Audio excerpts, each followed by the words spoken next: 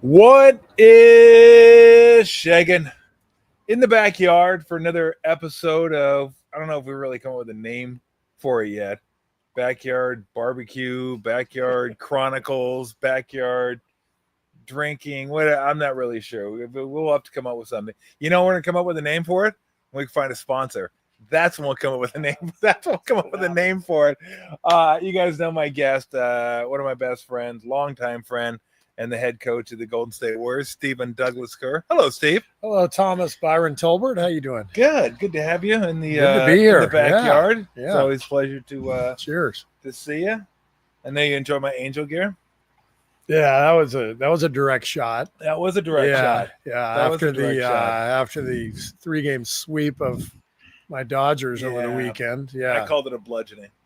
It was a bludgeoning, and by the way, I owe you $100 from that, so I will hand that to you on my way out. Why don't you just keep No.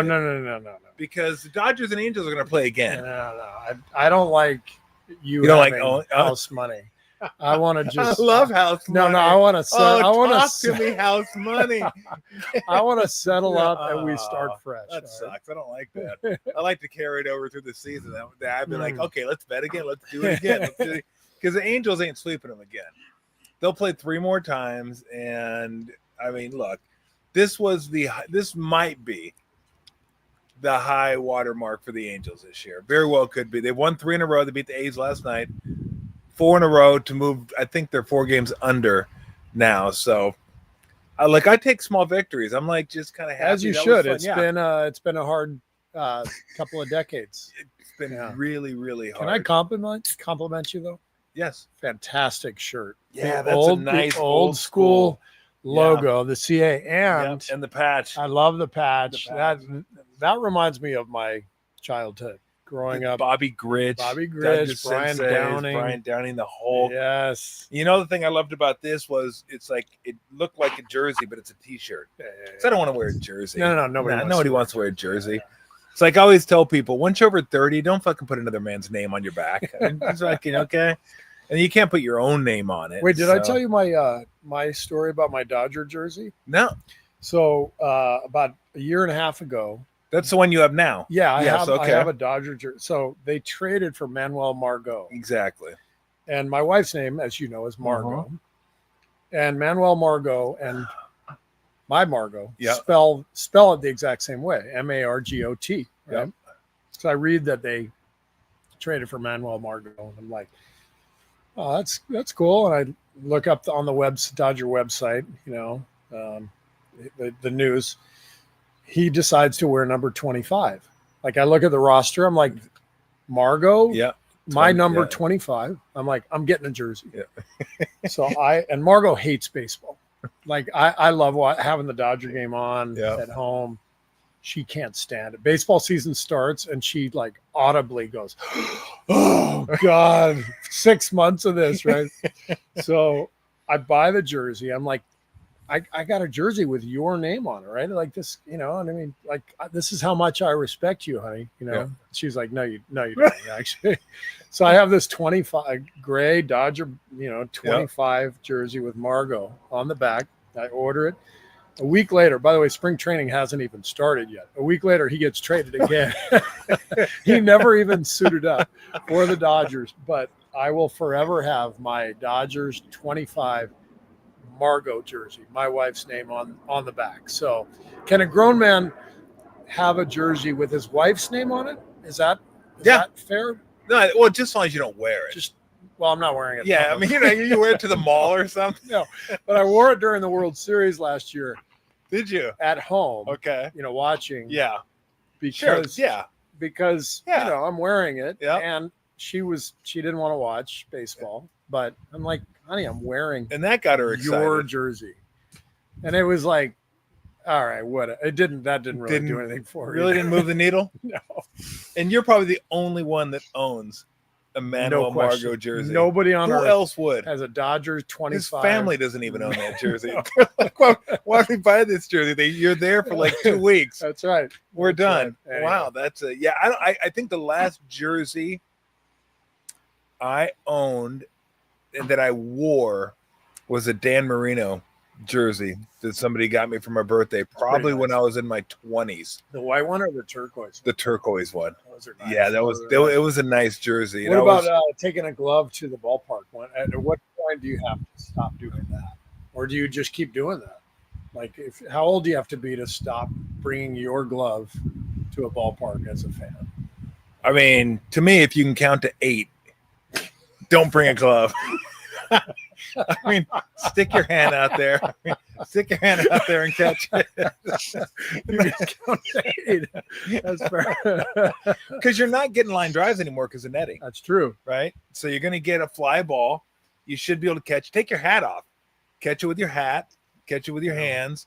And I would never bring a glove to the ballpark. I'm just like, if it's hitting me, I'm stabbing it. One hand, I'm good to go. You bring a glove? No. Okay. No, you know who brings a glove? Who? I mean, you'll see him at the ballpark. Jim Harbaugh. He does? Oh yeah, that's fantastic. He was at I remember catching him at the A's game. He's like there, he's like pounding. He's like at third. So he's great. like, I'm ready to go, baby. Let's go. Great. Harbaugh awesome. is classic. I remember seeing him at a Kansas game one time, and he was going to shoot a half-court shot. They didn't choose him randomly. He was like so excited, like he couldn't believe, like I'm Fog Allen. I'm going to get to shoot like this historic. Like he was like an 8-year-old, but he was genuinely pumped, and you can see where that, like, as a player, you probably get behind that. This guy believes it. It's not like BS. No, it's real. Yeah, he's totally genuine about all the emotions that he has as a coach. How would you say, transitioning into coaching, what your style pretty much is the same as when you came into coaching, I would say similar. But did you have to formulate that in your head? Like, what I want to be? I mean, you're going to be yourself, but how does that come across to the players? How do I present that? How does that all go into it? Other than that's like X's and O's, how do I lead? Yeah, no, it's a great question. I mean, I think there is a transition period where the first game you stand on the sidelines, you're like total imposter syndrome. Yeah. Like, I shouldn't be here right now. I got the job. I interviewed for it. Yeah, I had all these theories, and then all of a sudden you're standing there like, do I cross my arms? Like, what do I do? What do I do? So there is a period of that where you just feel weird. Like, I've never done this before, and how am I supposed to act? And but I got great advice from a lot of different coaches, my own coaches who I played for, but even other coaches who I visited with. I picked a lot of brains, before I started, and everybody kind of had the same advice in terms of you have to be yourself.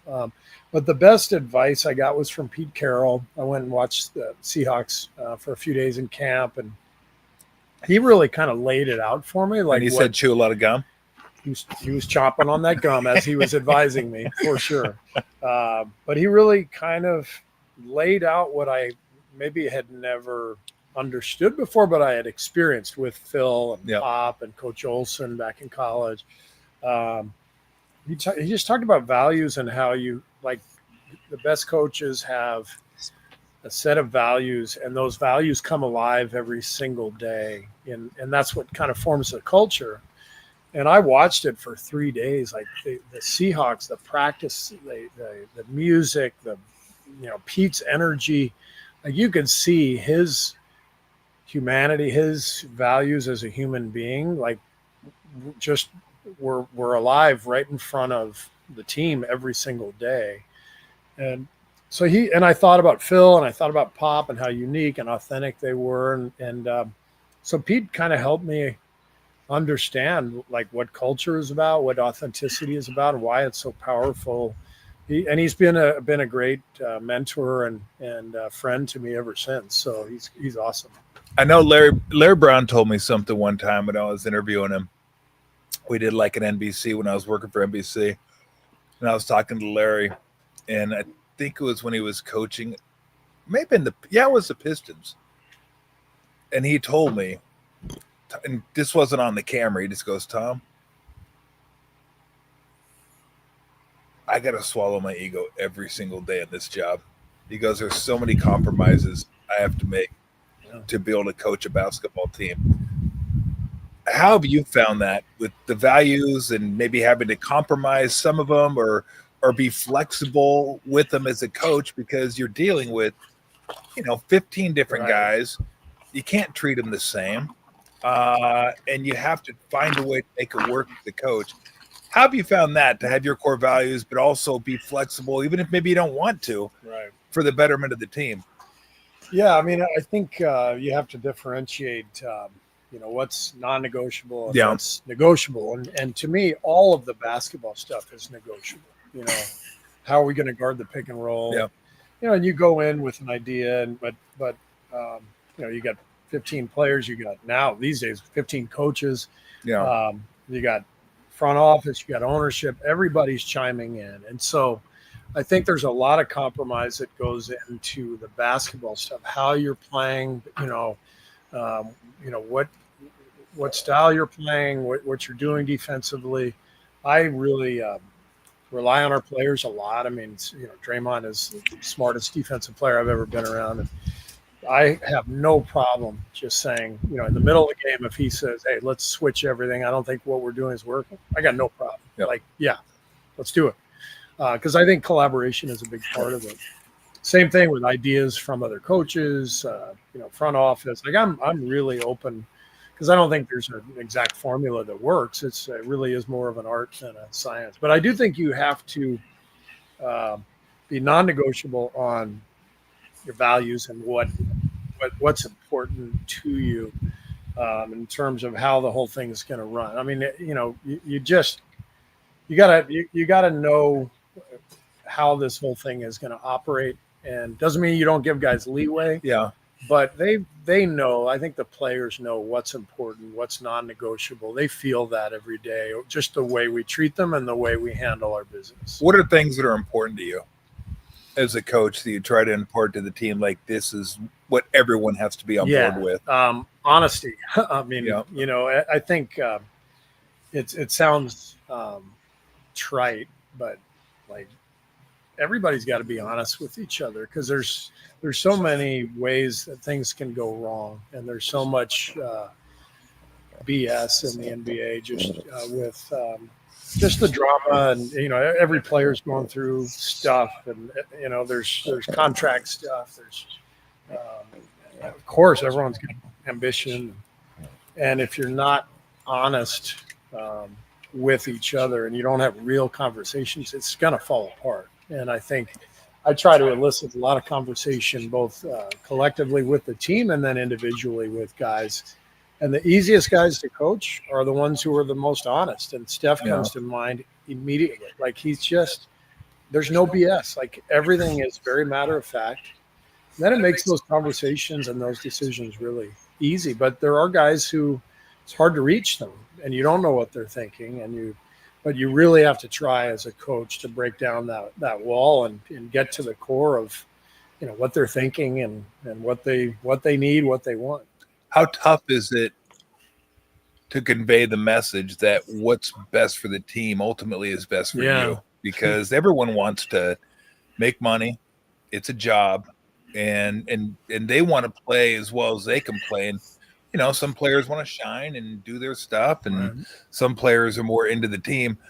And I've always thought what's best for the team ultimately is best for all the individuals, because everybody wins when the team wins. How do you convey that message to everybody? Obviously, you've won 4 titles there, so you've been able to convey that message. Talent has a lot to do with it. We both know that. But how do you convey that message? Like, look, I know you want this, but let's do what's best for the team, and ultimately it's going to be best for you. Yeah. I mean, I think that is equity built up over time, and just, getting to know guys. Kevon Looney immediately comes to mind. He's been he's been here 10 years. He's been one of the greatest pros and just people in general I've ever been around. And his, year to year, he's in the starting lineup. He's out. He's like, I mean, it's like this, but playing, not playing. Yeah. But he remains just rock steady every year. And, I think a lot of that is, the first couple of years, he found his bearings, and but it's the constant communication of, hey, this is the league, right? And the guys, I try to explain the league to our young guys, especially every year. Here's how this works. Right? There's a reason you get paid a lot of money. There's so much interest out there, so many media outlets. So here's where all the money's coming from, which means there's going to be intense fan interest, which means you're going to get booed, you're going to get traded, you're going to get cut. At some point in your career, all this stuff is going to happen, injured. And so you have to understand, like, your job is to make yourself the best asset possible. So how do you do that? You got to be a good player, but you got to be a good teammate too. You got to make yourself valuable to the organization. And I think the hard part for the young guys especially is to understand that sometimes that means just staying ready. And if you're not playing, not complaining and staying ready and bringing energy and bringing, personality to the locker room every day. And, but that's a hard message for guys to really learn, and they have to experience it first. But a guy like Loon ends up having a 15-year NBA career because he's so valuable for those reasons, the steadiness, the locker room, maturity, because all that stuff is really important if you want to win. The guys who don't understand that tend to end up, kind of leaving the league and not making it for a long time. If they don't understand it, do you just go call them into your office and put on all your rings and go, bitch, please? What are you talking about? I'm trying to help you out. Count. Can you count to 9? Boom. I actually have a 10th. You do? Yeah, the Mercury, when I was in Phoenix as the GM of the Suns, the Mercury won the WNBA title. Yeah. So they gave me a ring. Really? Yeah, they did. I didn't do anything, but they gave me one. Wow. So you have 10. I got 10 rings. So. I like that. Don't just say you have 9 when you have 10, even if you didn't earn it.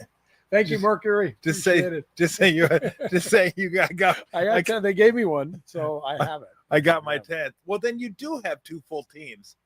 I told Steve one time he could diagram new plays with all his rings and just say that ring goes here, this ring space is out here, this ring space is out there, this goes here. Do you ever look at them and just think, or do you ever think wow, what a ride it's been? I don't think I've ever had all 9 together. You never have? No, because the Warriors ones I have up here in the Bay. Okay. And the Bulls and Spurs ones I have down at San Diego, which is kind of our family home where we've been for 20 plus years. And they're in a safe deposit box in San Diego. I need to put them all together. You do get a picture of them. You need to get that Bill Russell shot. That. I did wear, I wore, before I became Warriors coach, I went to a Halloween party in San Diego just 20 years ago, probably. Yeah. And I wore all 5. I dressed up as Eminem, and I just wore them as jewelry. Just not that Eminem has championship rings, but he's got some jewelry. He does have jewelry. He does have jewelry. Yeah. Is that a good image for you? Thinking of me? No, it's a great image for me. How many Eminem songs can you name? 2. 2? Very good. Let's get to this year's team, because there's some other stuff I want to get to and some fun stuff I want to do with you, but.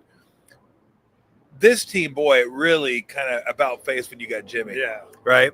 And it's funny, and tell me if I'm wrong here, that it was interesting to me because I don't think Jimmy was your guys' first choice in free agency.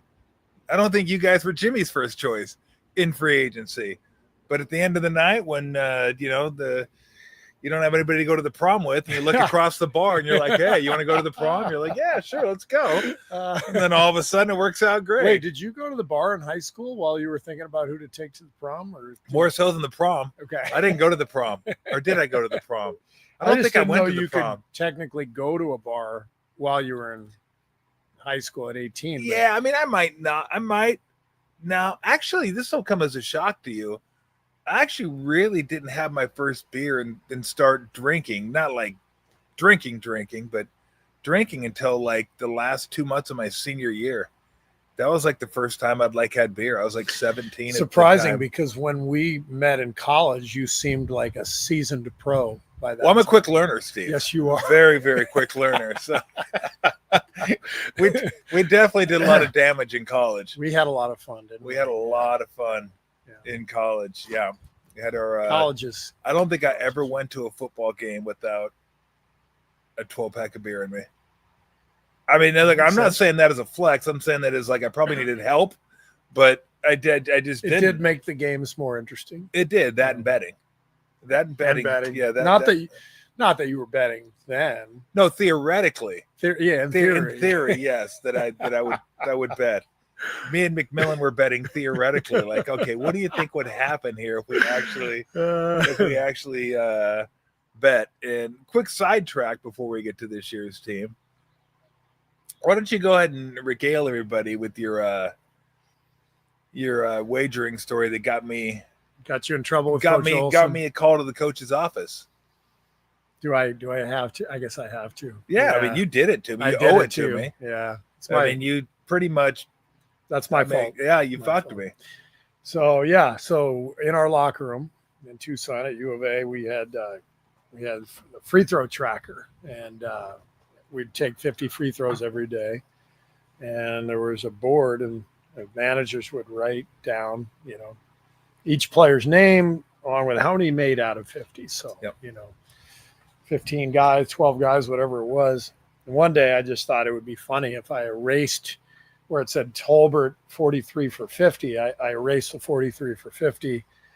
And I thought it'd be funny if I wrote Rams -7 over Bears, 49ers +2 over Jets. Yeah. And, and just chuckled to myself as I did it. Yeah. It's funny. Yeah. Funny. Yeah. Went back to the dorm.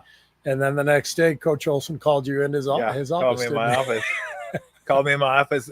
Called me in his office. Sat down, and he goes, "Tom, do you have a gambling problem?" I'm like, "No." And then I had to at least be somewhat truthful. I go, "Well, I bet those little parlay cards, stuff like that." And he just looked at me. Coach always used to do the 2 fingers. All right, be careful. Maybe you shouldn't do that. I'm like, all right, Coach, I got you. Then I walked out of there. I was like, fucking Steve. I go, unbelievable that I had to go in there and meet with Coach Olson. That was my fault, but to be fair, it's not like you were hiding it either. Because I remember we were all sitting in the locker room one day, and after we were watching after practice, we were watching the Notre Dame Michigan game. It was the biggest game of the year. Yep.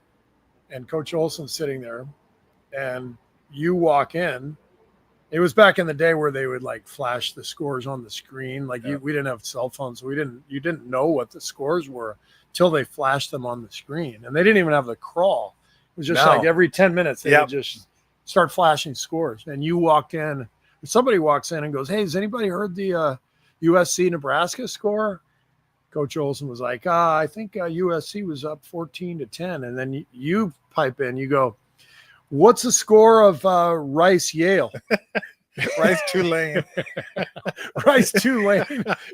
And poor Coach Olson. Coach Olson, just went right by him. I haven't seen that one, Tom. Meanwhile, we're like, Jesus. Tom's got Rice +7.5.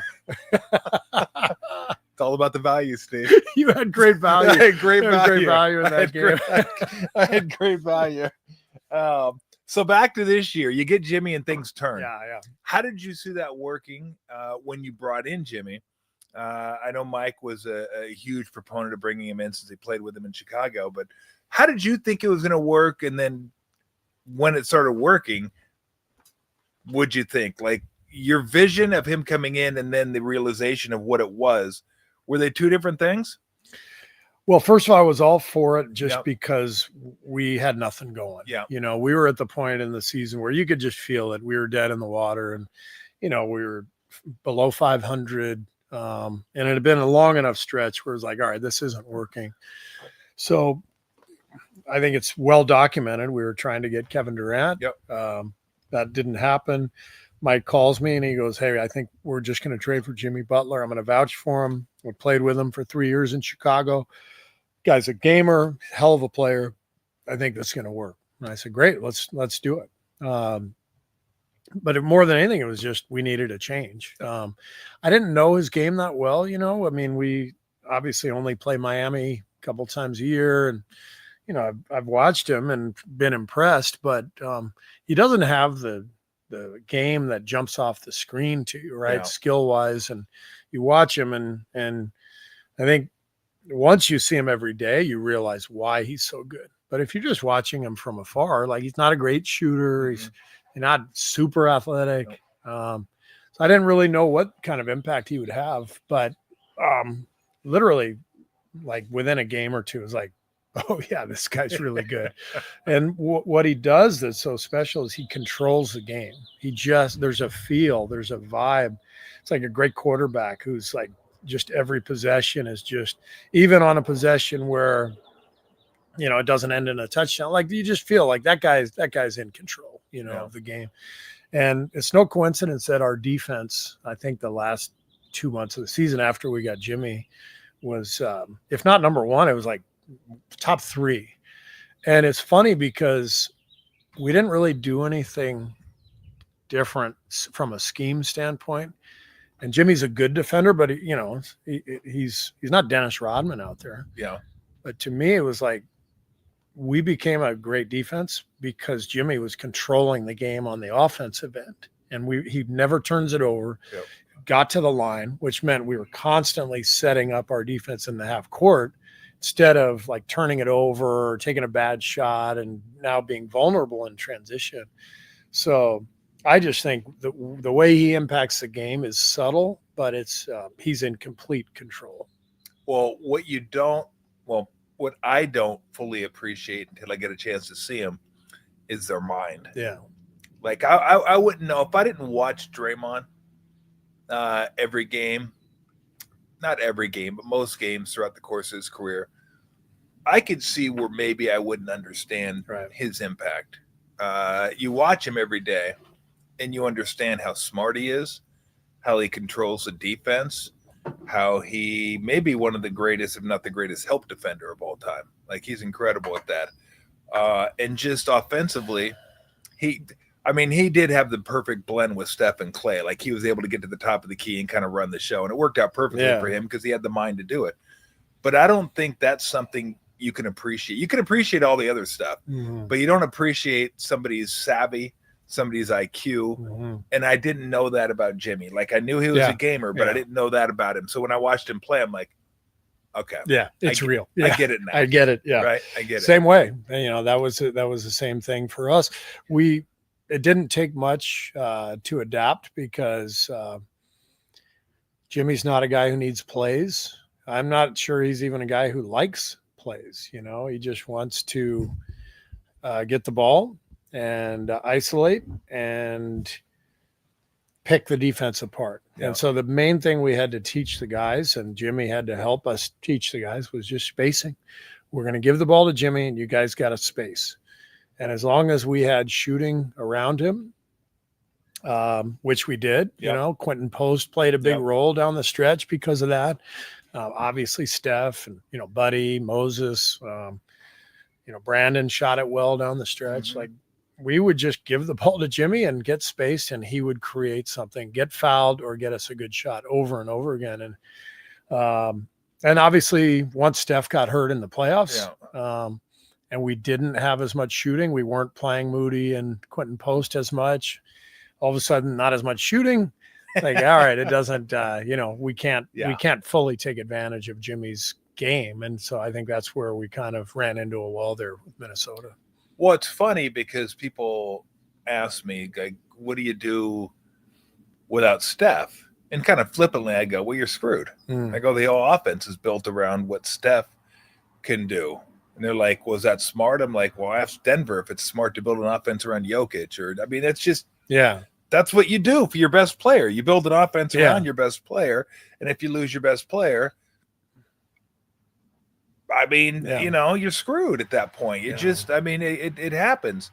But I felt like if he could have stayed healthy, I don't know if you beat Minnesota. Like, I think you do, but who gives a shit? It doesn't matter. Doesn't matter. Who cares? But, like, I thought the way you guys were playing, you could have had a crack at it, at least a good swing at it. And that's what I would have liked to see. Like when Tatum goes down, it stinks. I know. Cavaliers like had all kinds of missing players. Like the playoffs, you just want to see teams healthy. But it would have been nice the way you guys were playing if Steph would have remained healthy.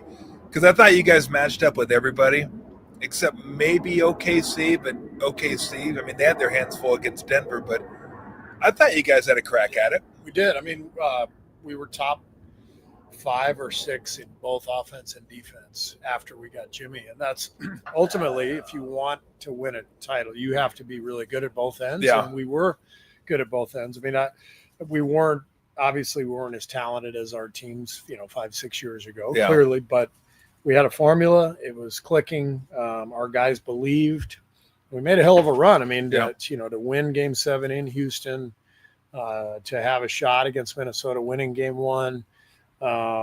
We felt great about the run. And then ultimately what we all know is that a lot of these series and playoff runs are determined by injuries and a little bit of shooting luck. And so, Steph goes down, we're not winning. We thought we could, try to extend the series. I think Game 3 was the key. If we had been able to pull that out, I think we had a 6-point lead mid-4th. Yeah. We could have found a way.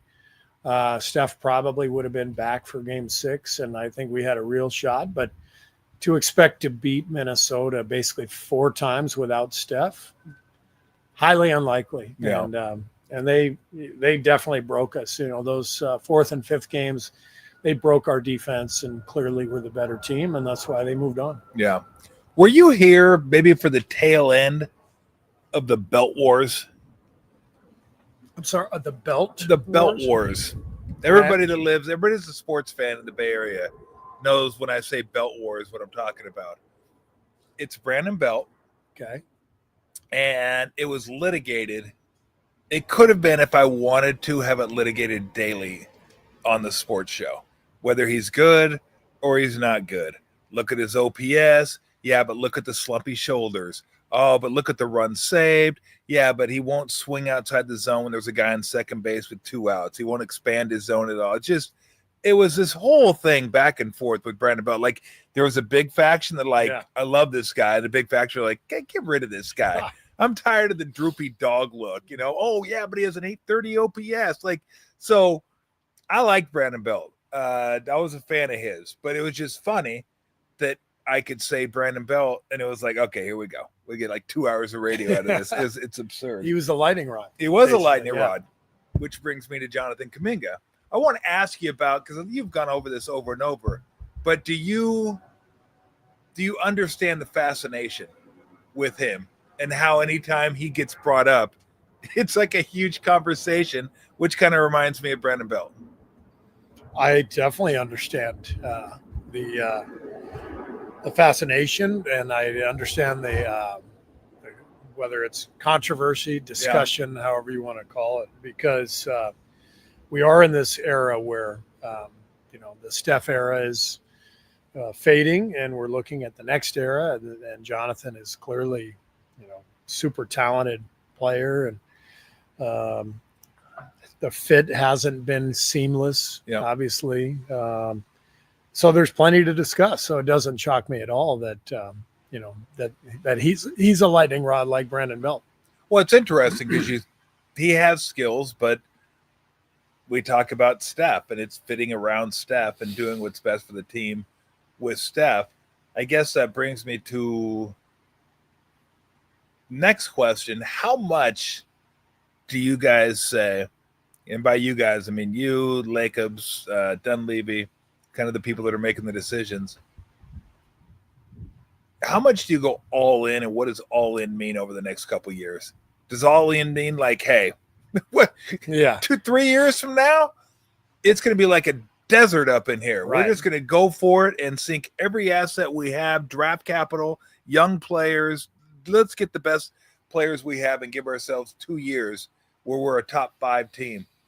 Or do you have to walk that line between, okay, we want to give ourselves a really good crack at it, but we got to have some water at the end of that. I mean, we can't just be out here starving and no hydration in a desert. How do you walk that line between, okay, probably got 2 more years of Steph. Who knows, though? Yeah. Right? It could be 3, it could be 4. I watched Sure. LeBron do it. And I know that's an anomaly. How do you walk that line? I think we're walking it right now. I think the Jimmy trade was a clear indication that we're going for it the next couple of years. They gave Jimmy the extension. His contract lines up with Draymond's and Steph's. They each have 2 years remaining. Jimmy is one of the best players in the league. We instantly became one of the best teams in the league when he got here. And so we're going for it these next 2 years. If it's not my job, here's the bunny. What's up, Brownie? We're not in a position because Steph's 37. Yep. Jimmy 36, Draymond 35. And it's not my job; it's Mike's job. Yep. To determine all this stuff. But can you imagine trading away your next 7 drafts? With a team of, built around 3 guys who were 36, 37. Yeah. That doesn't make a whole lot of sense, right? So I think what we're doing makes sense. We got Jimmy. I think finding, another cornerstone next to Steph for these last couple of years was crucial. That's the hard part. And these last couple of years have shown that, it's been really hard, after we won our title in 22. Last couple of years have been tough. We needed somebody like Jimmy. Well, we got him now. He's still really good. I think we're set up to go for it the next 2 years, but you don't give up, 4 firsts and 3 swaps, and not when your guys are 37. So yeah, I think that's how we're operating. That's how Mike is operating. I think he's fantastic at his job, and my job is to, coach the team and see what we can do. I've talked to you about this, but you've never, because I think people assume Steve's won 4 championships. He makes X amount of money. He's the guy that controls everything. And if he wants something, he gets it. He'll just do it. He has final say. Is that something you ever wanted or ever? No. I know you wanted to coach. Yeah, no. And I think it's been proven in the NBA that, you need a separation of church and state. The situations where over the last couple decades, there's been several where, the coach is also the GM, is president, doing everything. They haven't gone very well. And I think from a coach's standpoint, we're super emotional after every game. Somebody plays poorly. It's like, trade that. We got to trade him. Yep. The next day, that guy plays great. We got to give him an extension. Somebody else plays great against us. We got to trade for that guy. It's like, you can't live that way. And it's all emotional and irrational as a coach. And so the GM job needs to be separate. You need somebody with a big picture view.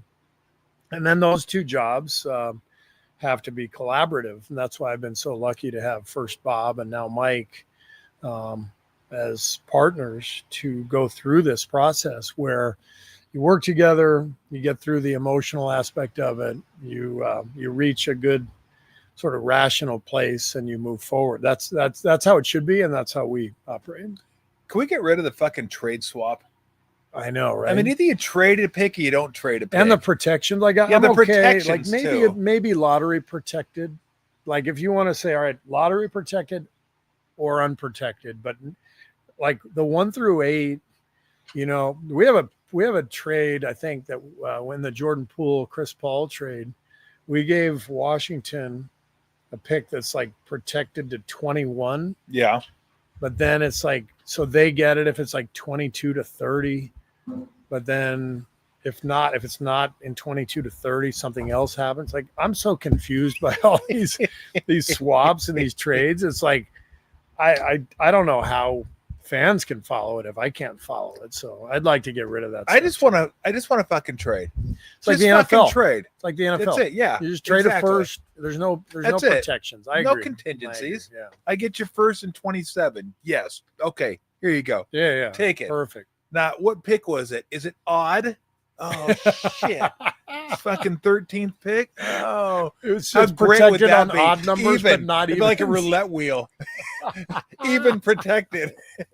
Oh, you asked for it. You picked her up. I tried my best not to have her in your lap.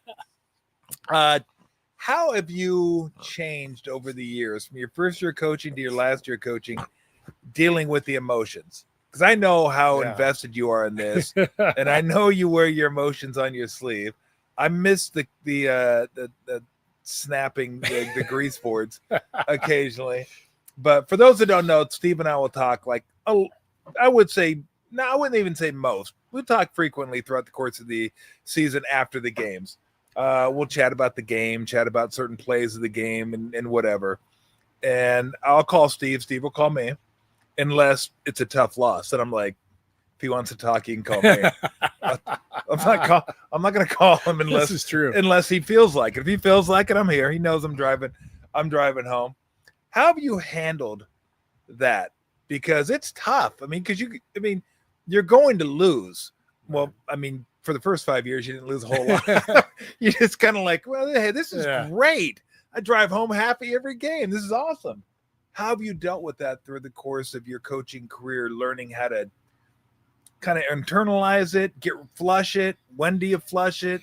All those sort of things. Yeah, no, it's a good question. I've definitely calmed down a little bit from my first 5 or 6 years. I don't think I get as many technicals.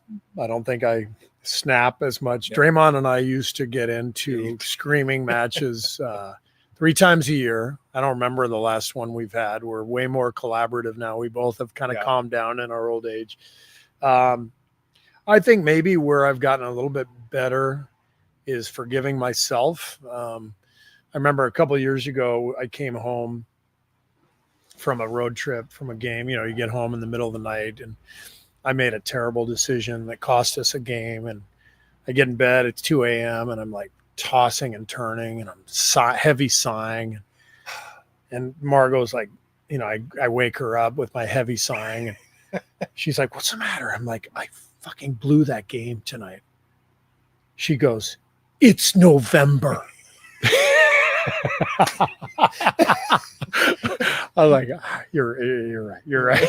I gotta calm down.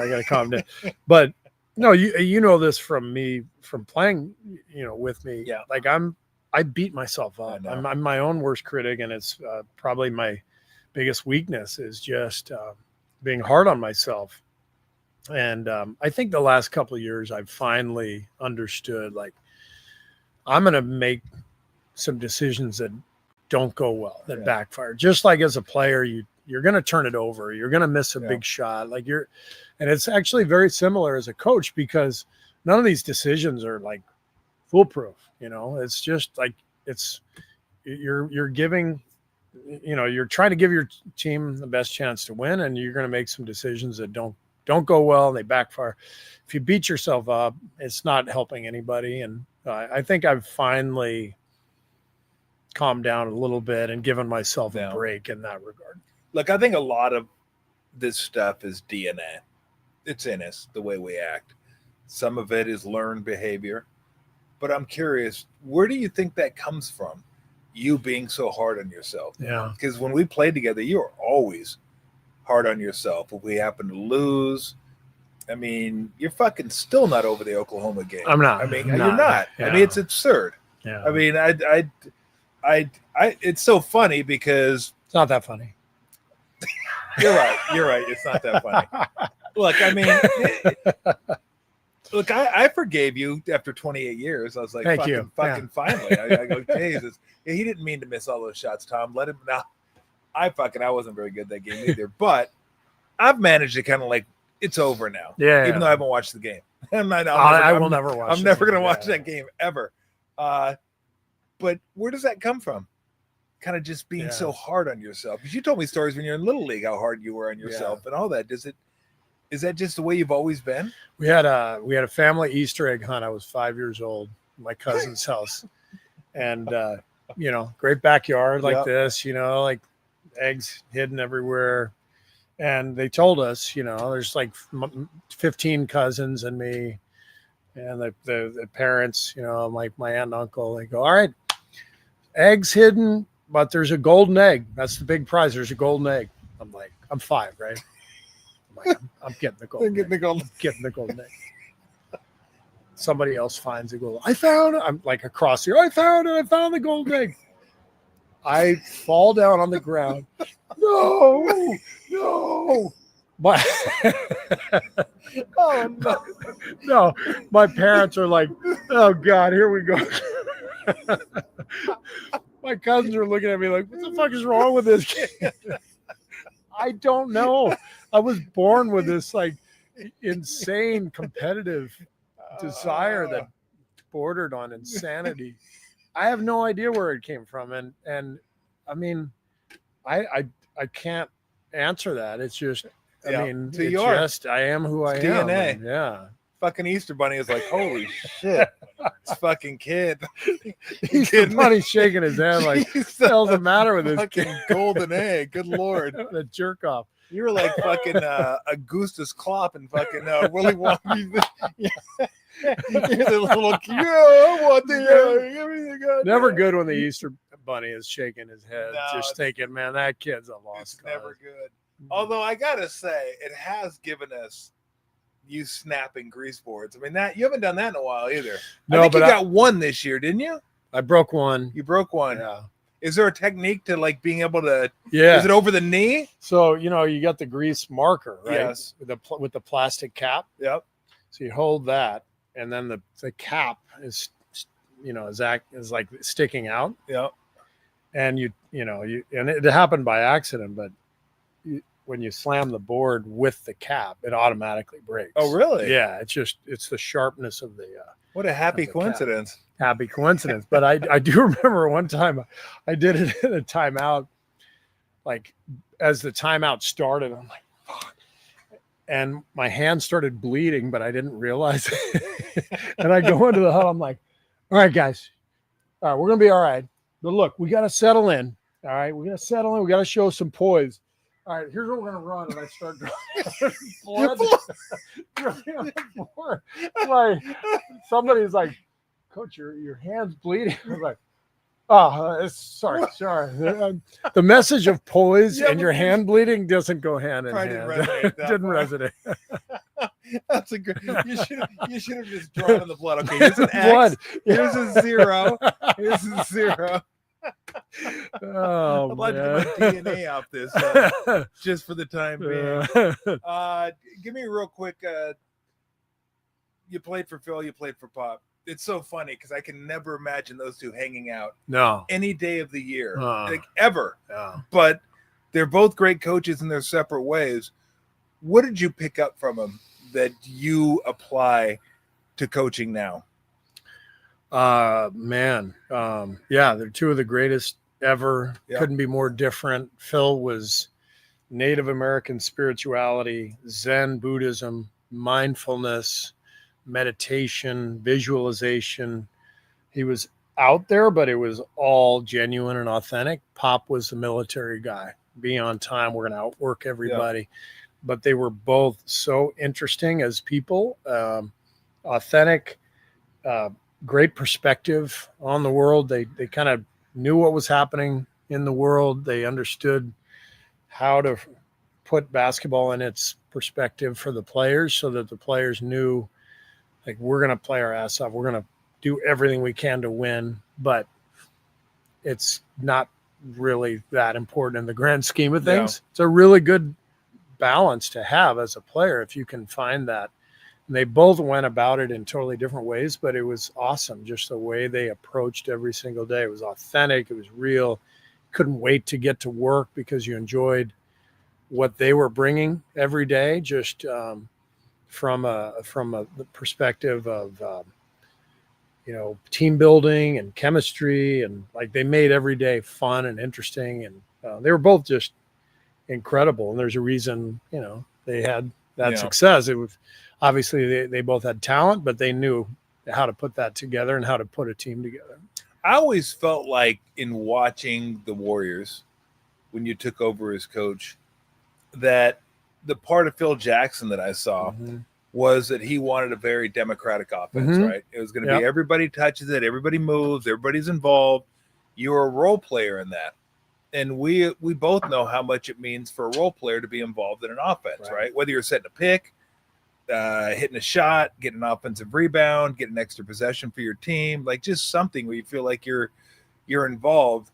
And I always felt like you brought that to the Warriors, where it was important to you to run that type of offense where everyone's involved and everyone's doing something. How much was that informed by how Phil coached and just kind of your career too? Like, you played on teams. I mean, you were in Orlando with me where you just basically just fucking go stand in the corner. Right. That's no fun. I mean, that's not basketball, but how much did that kind of inform the way you wanted to coach? Hugely important. The triangle offense was very unique at the time. Nobody else ran it. And talking to Phil, once I was there, he explained to me, and he writes about this in Sacred Hoops, which is a fantastic basketball book, and but kind of a book about life, and that I highly recommend that to anybody out there to read that book. But he explained to me that the part of the reasoning for running the triangle was that all 5 guys are constantly engaged and touching the ball. So he said, I wanted an offense that would mirror the chemistry and the culture that I'm trying to bring, where everybody matters, everybody's important. Yeah. And if you think about it, in anything, any endeavor, if you feel valued and you're actually engaged, you're going to bring your best self, And so I when I was there, I experienced that. I mean, instead of being out in the parking lot, like standing on the weak side while the 2 best players played pick and roll, and you're just kind of standing there, and you're constantly involved and engaged, and now you feel good about yourself. And that was 100% part of the philosophy behind the way we played. And we do have a lot of triangle concepts within our offense. All the split cuts, when we throw it into the post, Steph is getting a screen and we're, curling and going to the rim, and the other guy's coming off for a shot. Like, that's all from the triangle. But the other part of the offense came from Pop in San Antonio, the motion where we're swinging it side to side. Yep. So it really was a kind of a hybrid offense between Pop and Phil. But the philosophy from both guys was this, ball movement leads to player engagement, leads to empowerment, leads to confidence, leads to everybody wanting to be themselves, be the best version of themselves. And it's a powerful force. The funny thing is that I don't know. I haven't read that book. I'll definitely have to check it out. I'm reading the Earl Weaver book right now, which is fantastic. The Earl Weaver book is great. I don't know if Pop has a book, but I'm assuming, knowing Pop a little bit, Mr. Get Over Yourself, that he wouldn't even want a book because he wouldn't think himself that important enough to have a book. That's the thing about Pop. This whole thing to him is like, it's super important in the moment. And then after, it's like, whatever, just coach a basketball team. Let's go have a good meal, drink some wine, and I don't even want to talk about hoops. It's true, and part of that is just his genuine humility, and part of it is his philosophy that it has to be about the players. I remember him telling me one time, he goes, "I'm never going to do a commercial. I'm never going to go on a late night talk show. I'm never going to write a book." Because as soon as I do any of that, the players are going to be watching at home like, oh, he's on the fucking Jay Leno show. Like, jerk off. But that's part of Pop's vibe, is like, no, it's about the players. And I always appreciated that. So we probably shouldn't hold our breaths for a Steve Kerr book anytime soon. Not anytime soon. Somebody wrote one about me a few years ago. Did they really? Oh, that's right. Yeah. And it was trying to remember the guy who used to be the writer in Sacramento who covered the Kings. Anyway, he called me and or emailed me. He said, "Hey, I'm writing a book about you. Good news. I'm not going to need you for that much time. Just maybe once a month for a few hours." I was like, "Oh, I don't want a book written about me." Yeah. And I tried to dissuade him, but anyway, I couldn't, and he wrote the book. And so now I have people come up and go, "Hey, I read your book." Like, I don't have a book. I don't have a book. But, Anyway. No, I think you'd be more like Pop in that regard. Like, what do I need a book for? Yeah. I don't love the idea. And I mean, who knows? Maybe once I'm retired, maybe I'll be bored and I'll think, but while I'm coaching, I don't need anything like that. Well, I think that's one thing I mean, look, I appreciate a lot about you as a coach. The one thing I appreciate maybe the most, and all good coaches have this, is you deflect the You deflect the good and you wear the bad. In that if something bad happen, it's on me. It's my fault. And even if it isn't, I'll address that in the locker room. Yeah. But I'm not going to address it with you guys. I'll wear it. Yeah. If we play well and things are going great, it's all the players. Yeah. Players do that. And there may be, a little bit of truth to each of that. But no, I appreciate that about you, that's something that you just say, look, I don't want the credit. I don't need the credit. Players get the credit. I'll take the blame. I do think that's important. I think of Steve Nash sometimes, one of my favorite players. When I was GM in Phoenix, he was our point guard, obviously, and best player. My favorite quality of Steve's was he would throw a perfect pass to somebody, and they would drop it out of bounds, and he'd go, my fault, my fault, my fault. And it was so powerful. It was just, you're watching, you're like, come on, man, that was perfect pass. But it's how great is that to just take the pressure off of someone else, just say, hey, I got this, my fault. That's how leadership, I think, looks. And I saw it with Steve Nash. I saw it with Tim Duncan. I think that's every coach's job, is to absorb the blame, deflect anything, because players got so much pressure on them, and they're the ones who are doing the work, and so if you can take some of the heat off of them, and there's also times where it genuinely is my fault. I make a decision that cost us, and I should take the blame, but I think that's a leader's job all the time. No, I totally agree with you. I mean, let's be honest. I mean, you played, so this. I've been in this business a long time, and people would always get on me. Why don't you get on the coach? Why don't you, get on the manager? Why don't you do this? And I'm like, because it's the players. Like, I don't mind ripping the players. I don't mind giving the players credit. But to me, the coach is a smaller fraction of what's happening with the team. And it's not really X's and O's. It's more, can you lead men? Do they want to play for all that kind of stuff? But I always felt like when I played, if we lost, that was on us. Right. I don't think I ever looked at the bench and said, fucking Nelly, nice fucking call. Like, I just didn't, right? I'm the one that missed a shot. Right. Or they made the shot, or what, I didn't rotate, or I didn't do something. And if we won, it wasn't a great play call. It was just like, hey, Mully hit the shot, or what a move by Timmy, or whatever it is. Like, and that's just the way I feel. Now, I'm not saying coaches. Can I get you one more? I'm good. Thank you. Okay. I'm going to just leave it there then for promotional purposes. Not that I'm getting anything, but, Ghost Town will probably enjoy that.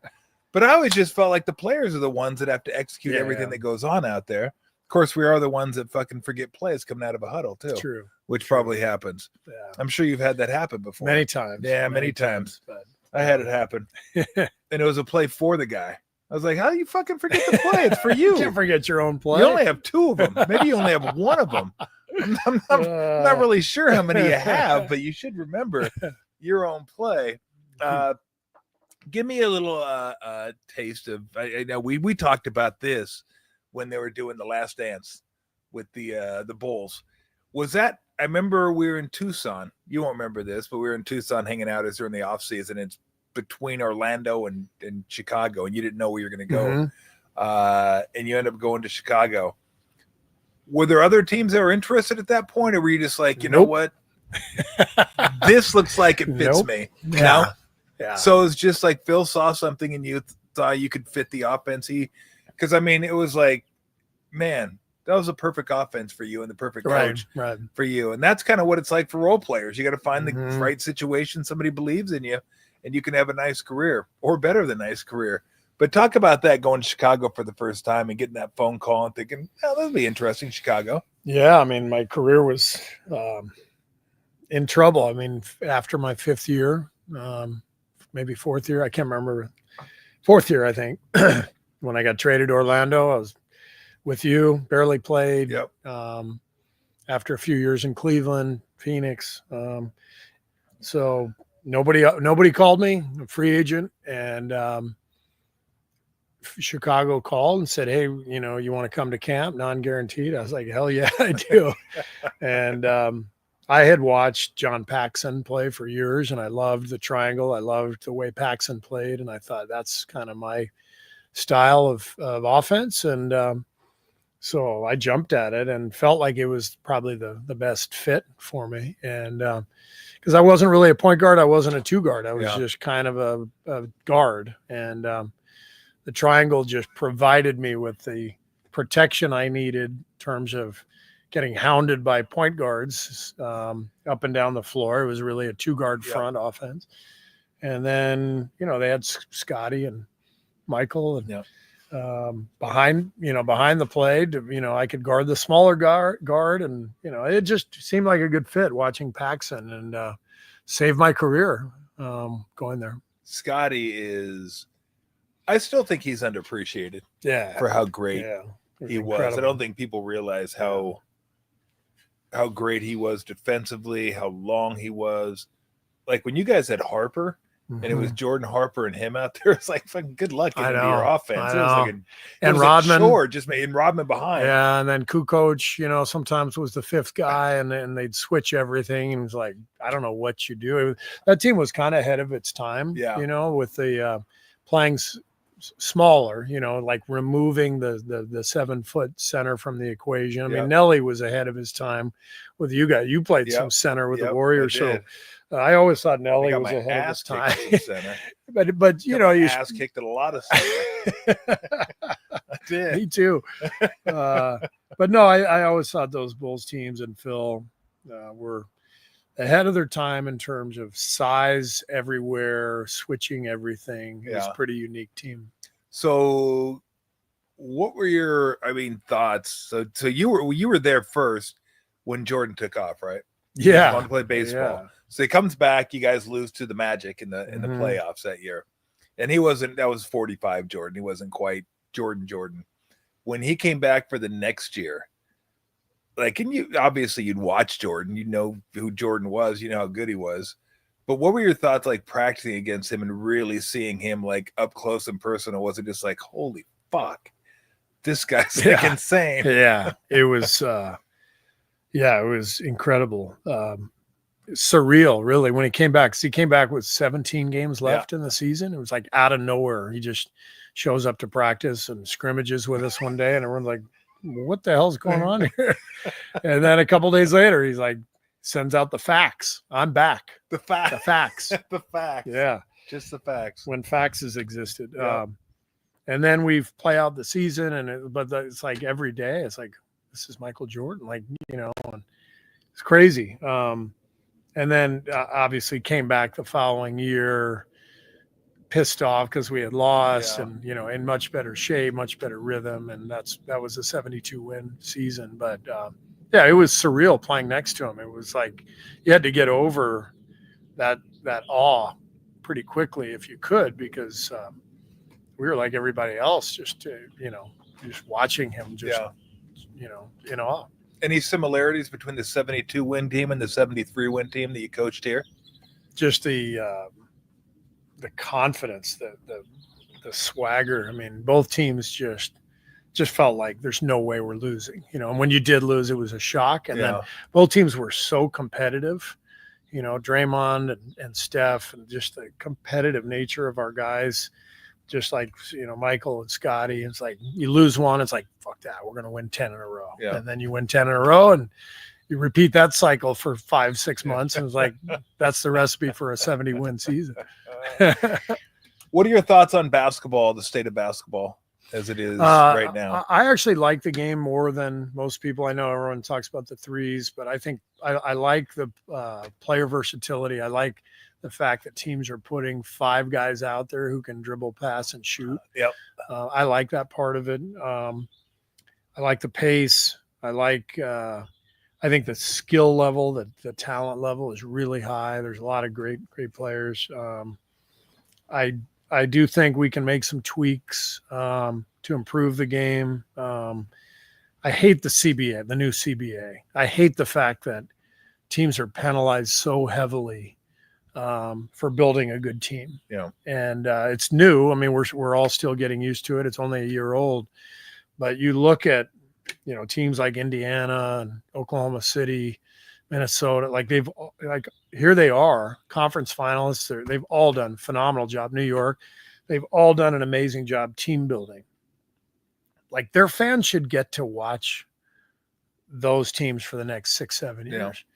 But the rules are, you can't afford to. You immediately have to break up your team. I think that's terrible for the league, for the fans. So I don't know if there's anything we can do at this point, but it sure feels like there should be some tweaks to allow teams to stay together when they've built something special. No, I totally agree with you. I let me ask you this about the 3-point shot, because I think there's too many threes in the game, but that's just the way it is. Yeah.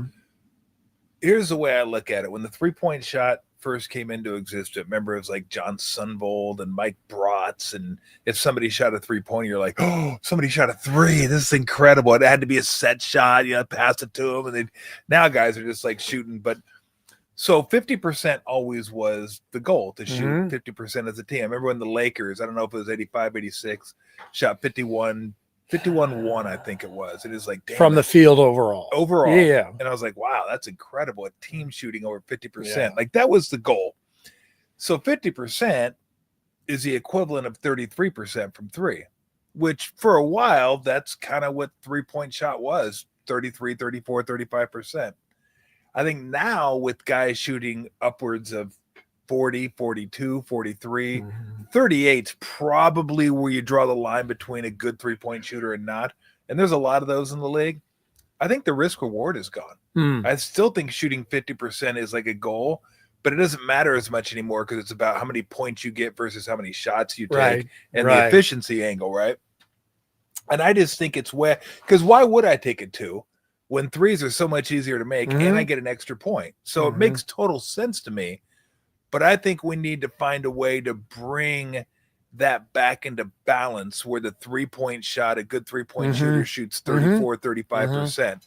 I don't know how to do that. Yeah. I don't know if you chop off the corner 3s or just move everything up.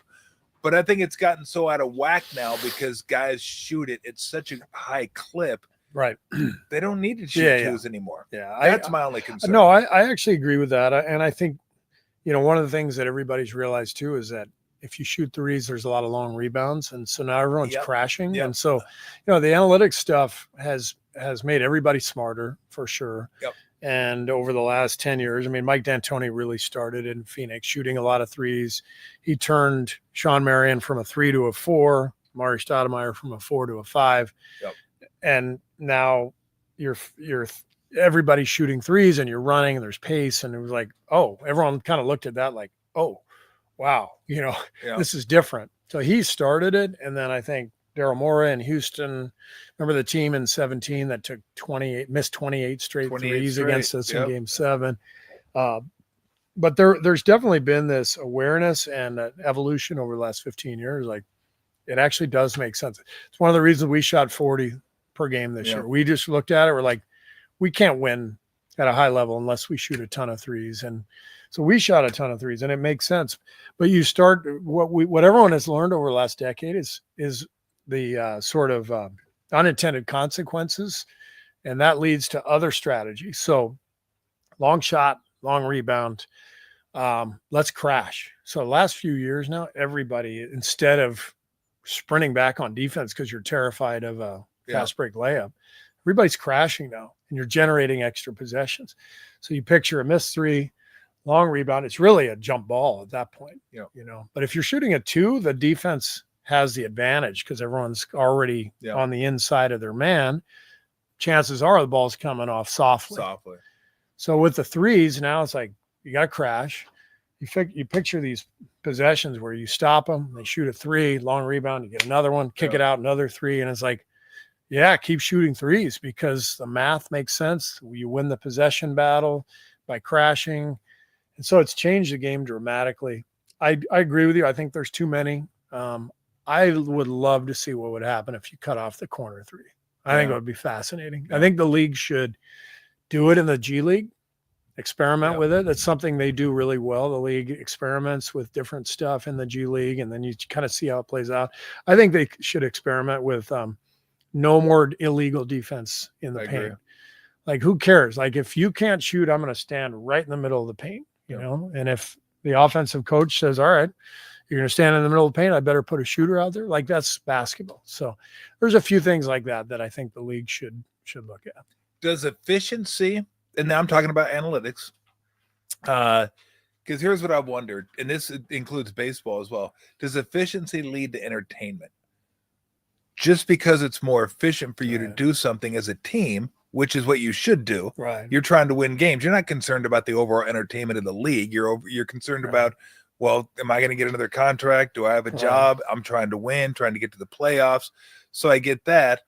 But are baseball and basketball more entertaining now, in that basketball has gone to the three and paint and free throws, and baseball has gone to high spin rate, three true outcomes, all that kind of stuff. It's like, I mean, I feel like I'm watching the same team. Like, you know, you'll get this reference, but back in the day, it's like, okay, I can watch a team that's like built on power, or I can watch the Cardinals, who's built on speed, and they hit and run. They steal bases, like two different styles.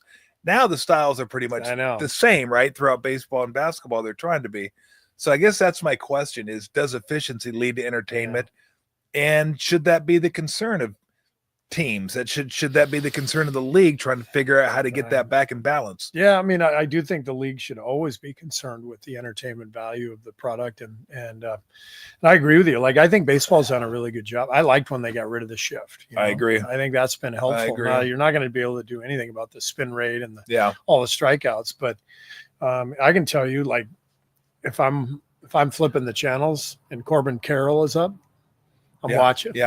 Or Ellie De La Cruz, I'm watching. Like, I want to see those guys hit the ball into the gap and then flying around the base. Like, that's fun. I like that stolen bases are kind of coming back too. Like, I think the league made some really good. You got the bigger bags. I think that's smart. I think basketball, I think I give Adam Silver a lot of credit, the league a lot of credit. I think they're constantly thinking about the entertainment value and what they can do. And I do think they need to always be on top of that, because ultimately the game's only as good as, you know, how many fans are watching and intrigued. Last year, about halfway through the season, maybe a little bit more than halfway through the season, the league decided to let defenders get a little more physical, because it was a joke early on. You could score 135 and lose by 15. I mean, that's the way the game was being played. And people are like, I thought you liked scoring. I'm like, well, I like ice cream, not a gallon at a time. Like, I don't need every game to be like 148 to 140. It's like it loses its impact. It's like when guys are hitting home runs all over the place. I'm like, I want the home run to mean something. I want 140 to mean like you must have been on fire that game. But I think they overcorrected a little bit. Now it's really physical. Like, guys are grabbing off the ball. You can't move. And that's the whole freedom of movement thing. I don't mind them, like, once you have the ball, to get into you a little bit and be able to, like, be physical. Where do you think they are? Because I don't think they've quite got – I think they've gone in the right direction. I think it's better than what it was. But I still think they're searching for that sweet spot. I think the league overcorrected a little bit. I thought last year was a joke. Guys were flopping and flailing and getting to the line 15 times. And then in this year's playoff, particularly that Houston series, I mean – people are just bear hugging Steph and, you know, guys getting mauled on offense, you know, on free throw, you know, lane violations, and everybody's just tackling each other. There's a happy medium for sure.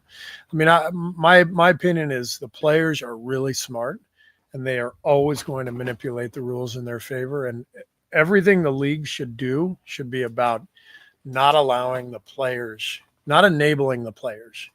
Every time somebody like tries to draw a foul, don't call it. Like, you know, like guys hooking, you know, like, and the guys are really smart with it. And it's really hard as an official to know what's what. But I just know that no matter what you do, the players are going to figure it out quickly.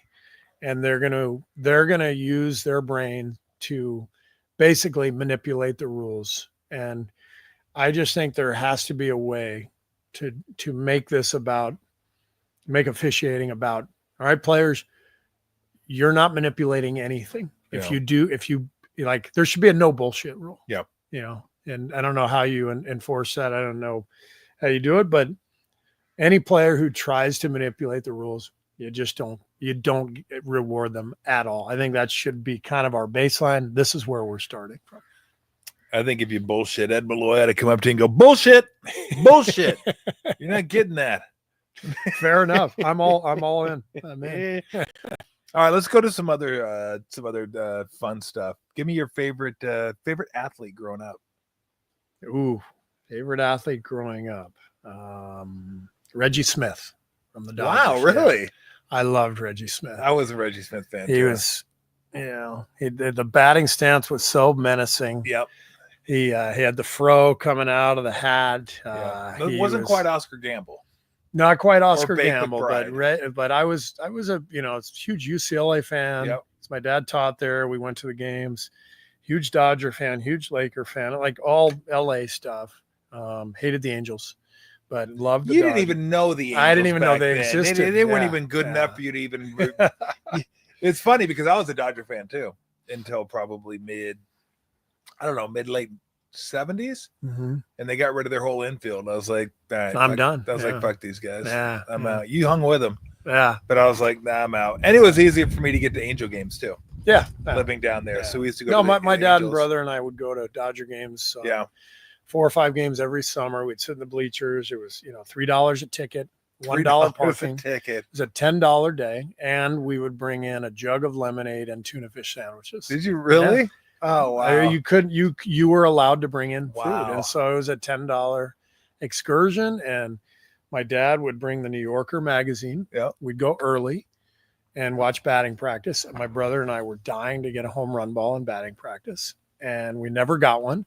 And one day, we walked below the stands to the concession stand. My dad said, "You guys want to get a hot dog?" And we were like, "Hell yeah, we're tired of the tuna sandwiches, Dad." And so he gave us $5. We went down. We buy a hot dog. We come back up. This is like 45 minutes before game time. So batting practice is just wrapping up. Our dad's reading the New Yorker and holding a baseball. And we're like, what happened? He's like, Bob Watson just hit one out and it just bounced right to me.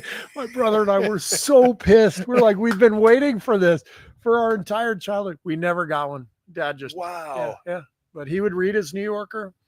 He loved the games, but my brother and I were just there for batting prep for the whole deal. You just sit there. What a great day, Wow. And that's why, to me, that's why I still root for the Dodgers. Yeah, reminds me of my dad. Yeah, reminds me of my brothers. Reminds me of my childhood, and that's what I love about sports. Is just the generational connection, the memories. It's pretty awesome. When you didn't get the foul ball, did you look at your dad and go, "First the egg, and now this"? Fuck. I'm never gonna get lucky. And I can't win at anything. Oh, and you got so you got a Dodger dog. Yeah. Easternmost in quality, westernmost in flavor, absolutely. as Vin Scully told us every commercial. Absolutely, we don't know what that means. Nope, no idea. But we just know that he said it. And when Vin says it, it's true. It's okay. When Vin says it, it's just wisdom. It's true. It's just that's wisdom. It. Yeah. Like if you don't believe what Vin says, that's a you problem. Okay. I'm not even a Dodger fan, but if Vin says it, it's true. It's the truth. I don't even care because Vin was. I don't like the Dodgers, but I like Vin. And if you don't like Vin, again, that's on you. That's a you problem. Give me the most pain you suffered from a sports defeat as a fan. Not as a coach or a player, but as a fan, as a young kid, whatever, how old you were, like the one that felt like a mule kick to the gut. UCLA, USC. Okay. So my dad was as I mentioned, professor at UCLA. So he was a Middle East history professor. He took a sabbatical to the American University in Cairo. Okay. And so we moved to Cairo when I was in 6th grade. And that was like at the height of my UCLA fandom. And I think it was Terry Donahue's first year as coach, maybe. Dick Vermeil had just left. They won the Rose Bowl like in 76. and they beat Ohio State, Woody Hayes, and that was like the greatest sporting event I had ever been to in my life. 10 years old, we go to the Rose Parade, we go to the game. They weren't supposed to, they win. I'm like, this is the greatest thing ever. So the next year we move to Cairo. My brother and I are like the biggest UCLA fans, right? Yeah. Obviously pre-internet, all that. So we were diehard UCLA fans. We didn't get the scores for 3 days because we saw it in the Herald Tribune. Yeah. Herald Tribune was published in Paris or London. They'd fly it to Cairo 3 days later, right? So the game would happen on a Saturday. My brother and I like, what happened? I don't know. Like we couldn't call home. It was too expensive to like call, no internet. So UCLA and USC, I think they were like number 1 and number 2 in the country, like both undefeated or both, 10 and something, whatever. Game, it was for the Rose Bowl, potentially national championship. We have to wait 3 days. So Saturday, the game happens on Saturday. Monday and Tuesday, my brother and I are like, what do you think happened? I don't know. So he had practice at school. We went to the American school in Cairo. I finished school. We know that Tuesday or Wednesday, right? Yeah. The International Herald Tribune's waiting at our house. So my brother's like, you got to go find out. I run home. Herald Tribune waiting. I'm like, oh, we lost. We lost. So I go back to school. I find my brother. He sees me from across the way. He's like, and I'm like, and he like slams his hand. He's pissed. I'm pissed. Like it took us 3 days to find out. It was definitely the most devastating sports loss of my fandom. Yeah. The Kerr boys took it well. Kerr boys took it well. 3 days later. 3 days later, delayed reaction. Yeah. What was the most embarrassing moment as an athlete?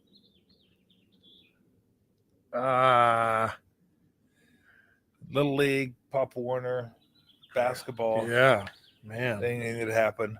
I slid into home one time, came up 3 feet short. Really? Yeah. Wow. Yeah. Thank God he threw it over the catcher's head. You still scored? So I got up, dusted myself off, and then walked and touched home plate. That's fantastic. I was out by a mile. I was like, she got lucky. How do you slide and come up 3 feet short? I mean, just an embarrassment. Yeah. So, is there anything you look back on? Yeah, we played the Knicks in the playoffs when I was with Chicago, and I got 2 straight steals. And this is a playoff game. So I think John Starks bringing the ball up. I anticipate the crossover. I steal it, and I go up, and I miss the layup. Like it was like a really easy layup, and I just missed it. Literally the very next play at the other end, I go back. I'm like, oh, I make another steal. Like 2 straight steals never happened in my entire career, but it happened in a playoff game in the Garden. I race down the floor, and I think like Anthony Mason is coming. I look, and as I see him coming, I take a look. The ball flies out of my hands and out of bounds. I miss a layup, and I turn it over on back-to-back steals when it was just an easy layup. That was embarrassing. So we got the 2 steals. 2 steals, no points. No points. Yeah. Analytics department wasn't that impressed with my steals, Tom. They didn't turn into anything. They were not that impressed at all. I've never asked you this because I've asked you. I just kind of circle back about 20 minutes ago because I wanted to ask you. I've asked you what you got from Coach Jackson. I've asked you about Pop. For some reason, maybe because I always think NBA, I don't think college. What about Lute? Like, what was it about Lute that you kind of still use and hold on to? I wanted to make sure I asked you about Lute because obviously I played for him as well, and he was just, I love Lute. What was it about Lute that resonated with you? Well, first of all, I had no idea when I got there what like high-level basketball was about. To that point, I had just played every sport, and I liked basketball, and, got a scholarship offer at the last second. It wasn't like I, knew how to, be a high-level player or build, So the first thing was just the program, like the way he just took care of every single detail. Like he built that thing. He knew exactly what he was doing. So it was just amazing to watch the whole thing unfold. I mean, I got there a year before you did. It was or maybe 2 years. 2 years, yeah. And the program was rock bottom, 4-24 the year Lute arrived. That's right. And so really worst program in the country. And he built it from the ground up. So to see the progression of how he did it and the consistent effort and every single day, the detail, it was incredible. I think fundamentally he was as good a coach as anybody. The other thing I took from him is I looked at him a little bit like I looked at my dad. Like, I think I knew how much he cared about me, and I trusted him, and I was a little bit afraid of him, you know? Yeah. And I think that's a really, not that my players are afraid of me, but I think it's a really powerful form of leadership when there's a sense of belonging and, like, you know, the coach cares about you, but like there should be a little bit of respect. Yeah. And, like, there should be a little bit of fear. And it's different at the pro level, but still, like, I was a little bit afraid of Phil. I was a little bit afraid of Pop. And I would hope that our players don't want to let me down. Yeah. Like, we didn't want to let Lute down. You know, I didn't want to let Pop and Phil down. Like, I think there's something about that dynamic that Lute had that resonates with me still. No, definitely the fear factor. There was definitely. He was pretty intimidating. Definitely. Oh, he was real intimidating. Yeah. There's no doubt about it. Like, he get his point across without cursing, because Lute didn't curse except for one time that Steve and I could both vouch for, that Lute never acknowledged. It was against Duke. We were playing Duke, and if I have the story correct, Danny Ferry was over by the bench. Yeah. And we're getting some calls that game. I think I went to the free throw line 15 times that game. You did? Yeah. I think I went a ton. I think I went 15 times the whole season. So Ferry was complaining about the calls, and he goes, "Nice home job you guys got going on here," indicating that the refs were fixing the game for us. And Luke goes, "Oh, just shut up and play." Or he goes, "Oh, that's bullshit. Just shut up and play." And Steve and I were like on the court. We're like, "What?" We had never heard him swear. Never heard him curse. Ever. And then here comes Coach K come bombing down the sideline. "Don't fucking talk to my player." Coach K didn't mind cursing, by the way. So Coach K comes bombing down the sidelines, getting on Lute, and then Lute, waves him off like one of these. We go on to win the game. But yeah, he still to the day he passed, he would never admit. He never admitted, nope. But you and I heard it. He said bullshit. Never. They did never. He was so funny.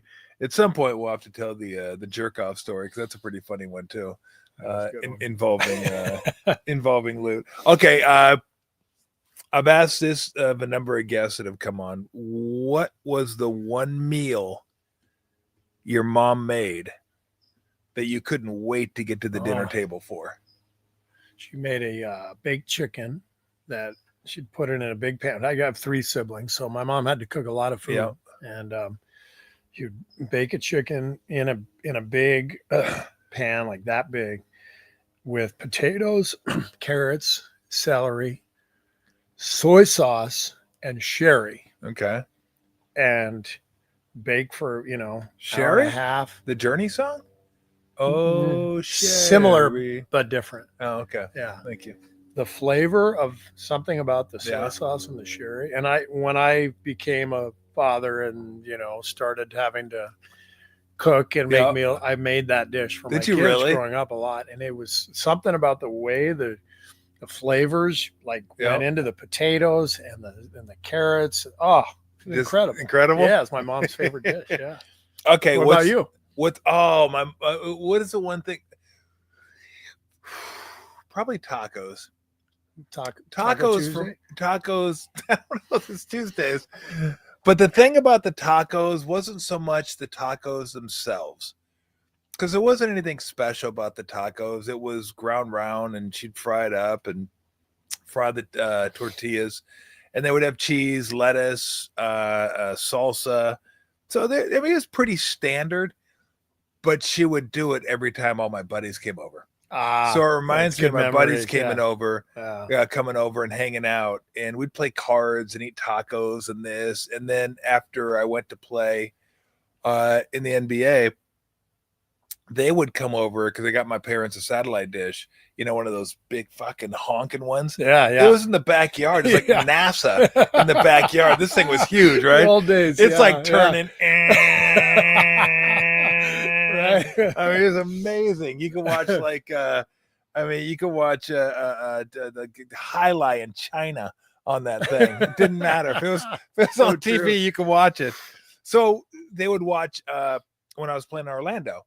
Let's say I had a Friday night game, she would still invite all my friends over for tacos. So they would all come over for tacos and watch me and watch me play. So probably tacos, and then I'll answer this and I'll let you answer because I was going to ask you what's the one meal your mom made that you did not want to come to the dinner table for, and mine was meatloaf.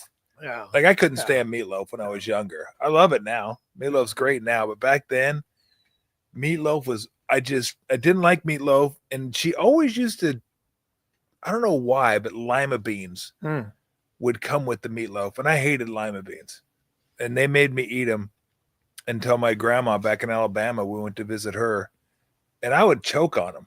Like I just couldn't get them down. There was something about the texture of lima beans. It was like I'd try to swallow, be like, and my grandma said, why are you making that boy eat lima beans? And they my dad wasn't going to say anything to her, obviously. Yeah. So that was the last day I did lima beans. Your grandma got you out? She got me out. But before that, I used to have to sit at the table because my dad would do you can get up when you finish the lima beans. So I just sit there and look at them. And I was like, I'm not eating them. I can't. It's like, there's like 10 lima beans, but it looked like a fucking mountain of lima beans. Like there's no way I'm making it through. So I found two incredible ways of getting rid of the lima beans. One, back in the day, I don't know if you guys drank milk at the dinner table. We did. Okay. So we drink milk. I'd leave a little milk left. I'd spit them into the milk. I'd just act like I was eating them. I'd spit them into the milk. Good. And then I'd go, I'll do the dishes. And then I'd just go dump them out. Pretty good. Or if that didn't work, there was a ledge on the bottom of the dinner table. I'd line them up along the bottom of the ledge. I just had to remember to get them later. Because sometimes I'd forget him and it'd be like 4 days later, I'd go, oh shit, the lima beans are still there. So I'd have to go clean them off so my mom doesn't find them. So yeah, it was lima beans for me that I couldn't do it. What was the one for you? I don't know, but that reminds me of a terrible joke my dad used to tell us, which we thought was hilarious. But, if we didn't finish our meal, he would say, kids, you have to eat every bean and pee on your plate. And we were like, yeah, we got every bean and then pee on our plate. And you're little, you think jokes like that are hysterical. And so my dad would say that, but no, our mom was a good cook. Yeah. There was a tuna casserole that she would make that I wasn't a big fan Wasn't crazy. Yeah, but that was about it. She okay. Yeah. But I did get in trouble one time for speaking of food. I convinced my brother Jeff, who's 10 years younger than I am. Imagine my surprise. Hey, you had a brother. You're 10 years old. You're 10 years old. You're the only kid. You're like, that's bullshit. What do you mean, brother? Get out of here. No, I love Jeff. But anyway, Jeff was probably like 3 at the time, maybe 2 or 3. And I convinced Jeffrey it'd be a good idea to try some dog food. What a great big. And it was like that cow can, like that wet stuff. Wet. Yeah. Oh, so gross. I didn't realize, it never really resonated with me. Like, this little guy could talk now. So, this come back to trouble. Yeah, this come back to backfire, which it did. I mean, he told the mom that I fed him some dog food. So my mom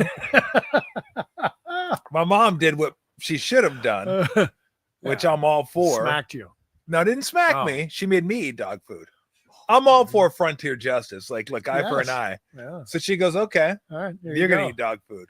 Now, whereas I gave Jeffrey a teaspoon, I got a full ass tablespoon. Like it was a thick. Yeah. And not only that, it was a fresh opening, so I got the gelatinous fat stuff on the top that I had to eat as well. Oh, How was it? Oh, it was awful. I thought getting the lima beans down was tough. Yeah. Getting this thing down, because I was like, okay, just swallow it quick. But I couldn't swallow it; just sat there, and I was like, I almost had to grab my hair and go. I pushed my mouth to kind of grind it up and get it down. That's a good move by your mom, though. I respect that. Yeah. Guess what? Never did it again. I bet you did. Never did it again. All right. What was this is a 3-parter. What's the most trouble you got into as a kid? What did you do? And what punishment did you receive for doing it? I forged my mom's name. Wow, criminal. No, not on a check. Not on a check. Come on. No. On a note to the teacher. There you go. I forged her name. You're like Epstein. Yes, a note to the teacher. Please excuse Stephen. Please excuse Stephen from class today as he has a doctor's appointment. And Z Kerr. Yeah, I did that. And my mom found the note. Yeah. So. And punishment? I think she slapped my leg. My mom used, that was back in the day when it wasn't frowned upon to strike a child. Yeah. She didn't, Yeah. But she would, slap the leg. It wasn't very. Wow. What torture that is. Well, I wish I could have traded places with you. Yeah, but my slapping wasn't so genteel at all. Well, it started with the slap, and then there was a grounding of some sort. But the main punishment was shame. I felt shame. 2 minutes in the box. Kind of like shame. I knew you would get that reference. I knew you would get the slap shot reference. I feel shame. I feel shame. I felt shame, Tom. Spend time in the box. Oh my gosh. Yeah, I didn't get that kind of treatment. My dad was a spanker. And it's so funny now. My dad was a spanker. Oh yeah. A phrase that I never thought I would hear anybody utter, but there it is. Yeah, my dad was a spanker. Yeah, not as much with Jeffrey, maybe a little bit less, but I wasn't. Yeah, no fun. Yeah, different era, Tom. I got my backside painted red plenty of times. It was a different era. And you know what? I'll be honest with you. I don't even mind that era. I think there's got to be a threat of violence.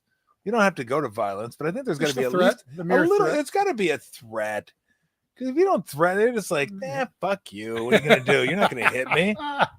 You're not going to hit me at all. Sounds like you speak from experience. Is that what Weston and Walker were saying? Yeah. I mean, they probably got, But it's more not about if it's right or wrong. Because I try to tell people, I go, I don't remember going to jail any time in my life. I don't remember doing anything ridiculously stupid. And I made sure I put ridiculously in there. I did some stupid stuff. Stupid stuff. Yeah. But, that was the way my dad taught me. And I'd like to think I'm a decent human being and I treat people with respect. I just think there's different ways of going about it. But it was more about me when they probably caught 2 or 3 spankings, maybe. And then afterwards, I was like, God, I don't know if I'm cut out for this. Like, it is. Like when my dad told me this is as hard on me as it is on you, I was like, yeah, my ass. What are you talking about? This is killing my ass right now. I don't really see it. I don't see how this is tough on you. Doesn't seem like that nowhere big a close, deal. Dad. Yeah. It's nowhere close. But I get it now. Because when I did, I was like, oh man, I'm such an ass. Like this is like I don't. And then we just went with the the grounding. Like I got grounded all the time.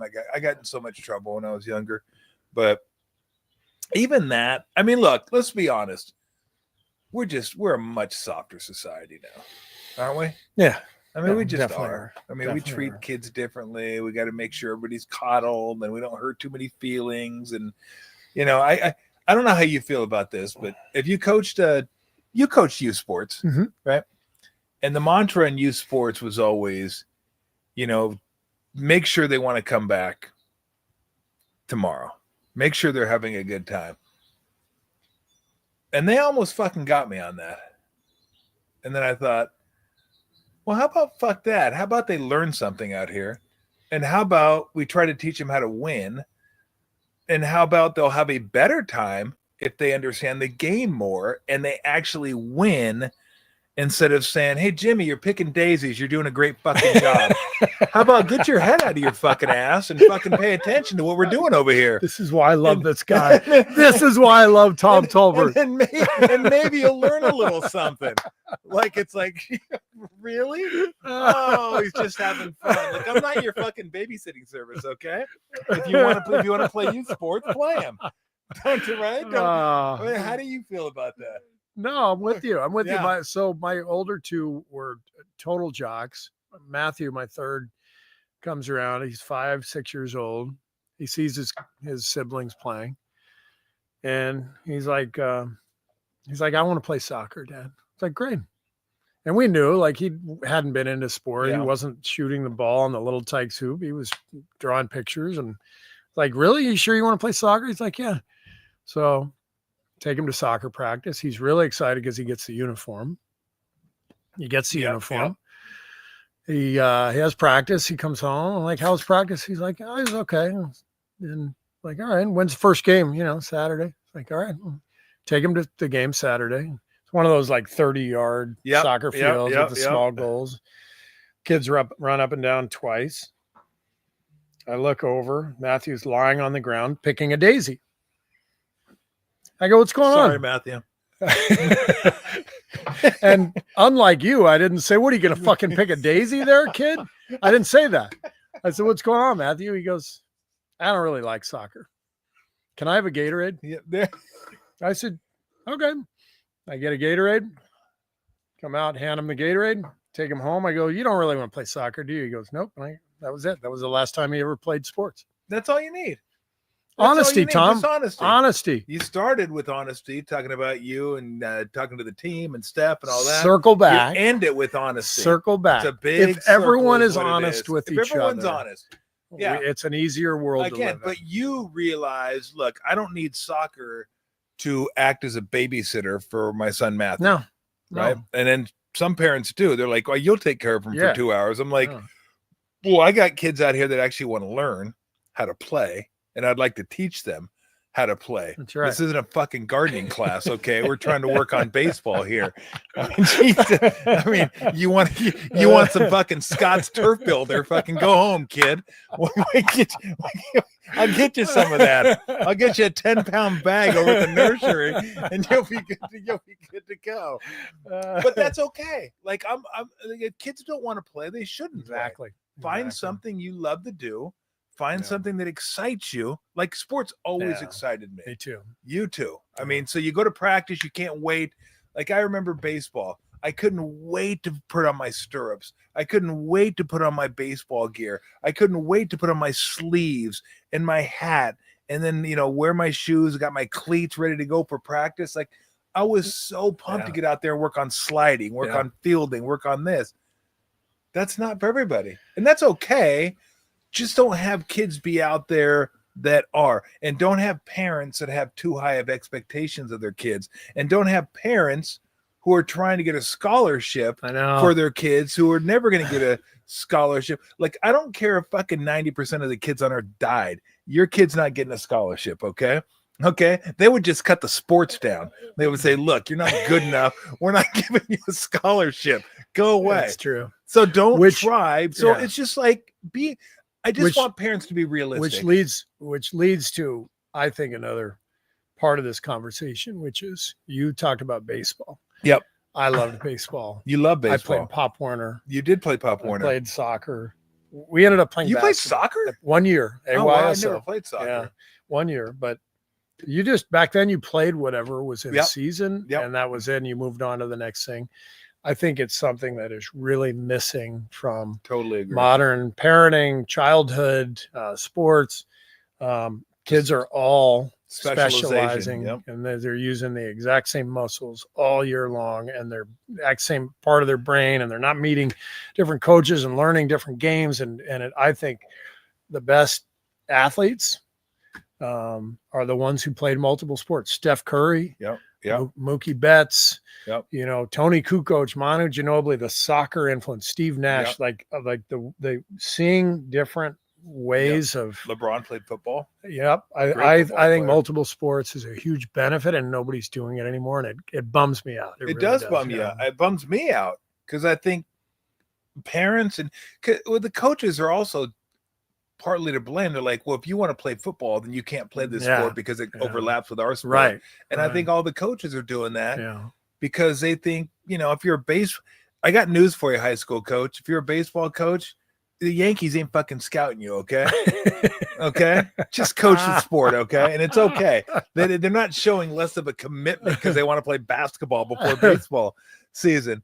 But no, I think mentally, at some point, you're probably going to become less and less stimulated if that's all you've done for 10 years. Yeah. Like, I don't know about you, but football, basketball, baseball, football, basketball, baseball. Once basketball season was over, I couldn't wait to get to baseball. The next season. Yeah. I couldn't wait. Season, yeah. And then once baseball season was over, it's summer. It's like, okay, we got football. Yeah. And I played a couple years of Pop Warner. I didn't play high school football. That's one of my bigger regrets. But if I had to play one sport and just say, okay, like you get fried for like 8-9 years. No, you'd get and I think you're so right, using the same muscles and the same. And you see athletes who played multiple, like Patrick Mahomes, like when he rolls out and the pressure's coming and he throws that little sidearm pass, like there's his baseball. That's him turning a double play. It's like you can see multi-sport athletes in the way they move, the way they flow. There's a different step. I see it with Steph all the time. Like Steph is he was great at everything. I mean, world's best hand-eye coordination, but whatever he played, and that's why so much of this stuff translates because you're using different skills, different brain cells, different. It's just. I think it's something that's for sure missing. Well, Clay was a really good baseball player, wasn't he? Yeah. I think he played with Kevin Love up in Lake Oswego, up in Oregon. You told me one time that you guys were throwing a football. You had a football in practice, and the three best arms on the team were Steph, Clay, and Mo Buckets, Mo Spates, yeah. And not coincidentally, and you said he had a cannon. He could throw a football 75 yards. He had an absolute gun, but not coincidentally, those three guys were our best shooters too. Yeah, and I think there's a connection, just the hand-eye and the ability to throw and shoot. Anyway, it was it's fun watching those guys throw the football around. Did you ever go to hockey games growing up? No, but when I lived in Chicago, I'd go to Blackhawks games. Yeah, those were fun. But I never played hockey. And that was probably God. I can't even remember who was a member of the Blackhawks back then. Roenick, Chris was Chelios. Oh, Chelios. Yeah. Okay. I mean, I remember when they had Taves. Yeah, that was a little after. Yeah, I was like, what, 8, 9? Yeah, I think so. Yeah, somewhere around there. Yeah. All right, before I let you go, how long are you going to do this? How long do you want to keep coaching? It's this point, it's year to year for sure. I have 1 year left on my contract. I have no expectations beyond that. I think where we are organizationally, this thing is winding down. Hopefully it goes another couple of years and hopefully I'm part of that. But it's like, you get to this point, it's like, I don't need a contract extension. Yeah. I'm going to enjoy next year. I can't wait to coach, Jimmy, Steph, Draymond with a full season. I think we got a chance to be really good. So I'm going to enjoy next year, and then who the hell knows what happens after that. What do you consider? Money's not a factor. Is it just, do I want to get up every day and do this? Do I still have the juices for it? Like, I know how much you love sports. Yeah. And I know even after you get done coaching, we'll be in our mid-70s. We'll be texting each other about the games that are happening because that's who we are. We just love watching sports. But how do you look at, like, is it just, do I want to go to practice? Do I have the because there's a lot on the plate. Travel. Is it? Yeah, that's what's gonna make me quit. I love the job. I love the emotion of it. I love the relationships. I love the coaches' meetings, the strategy. You get to the playoffs, and it's like, oh man, it's so fun putting together a plan and working with the players. I love all of it, but the travel is brutal. It's so brutal.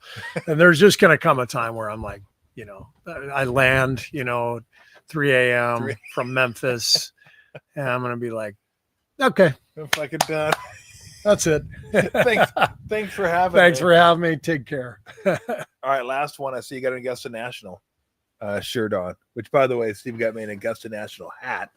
Thank you very much. Yeah. Appreciate that. What'd you shoot there? Because you played there a couple of times, haven't you? I have a good friend who's a member there. Yep. He's taken me there 3 or 4 times. And his good friend, by the way, came to our golf tournament and slept on the floor one time up in Tahoe. That was the last time he came to your golf tournament, too. I didn't know he's a billionaire. More importantly, he slept on the floor next to your friend Woody. All-time snorer. Oh, yeah. It's like a chainsaw.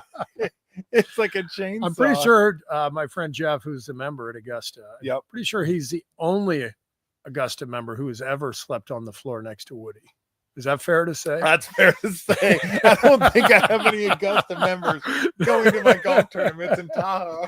I'm pretty sure that's fair to say. So what did you shoot when you were there? Low 80s, Did you really? Yeah. Wow, that's awesome.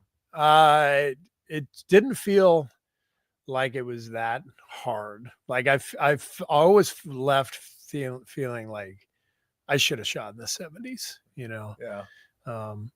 And I mean, I'm like a 4 or 5 handicap. So it's like, it's probably about what I should shoot, but Augusta is amazing. But it's not that penalized. Like, it's pretty wide open, and, you're not going to lose a lot of balls. But the greens are so brutal. Oh my God. It's like, and by the way, when I say I shot in the low 80s, that's with, it's a couple of 3-foot gimmies where, you're putting for somebody goes pick it up. I'm like, okay, I'll pick it up. So, I don't know if you saw this, but there was something going around this year before Augusta.